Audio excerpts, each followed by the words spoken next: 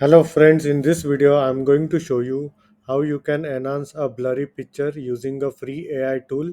So before we start the video, please don't forget to hit the like and the subscribe button. It really helps my channel grow. And I have ordered a new computer which will arrive in 2 days so I can start making quality videos. So let's dive into this video. Now we go ahead and open this image over here, and as you can see this is blurry, so we will go ahead and enhance this image. So all you have to do is you need to go to your Chrome browser and go to this website over here. I will also leave a link in the description for this website. Now all you have to do is you need to go ahead and upload the image. So now I am uploading this image and we'll wait for the photo enhancer to do its work.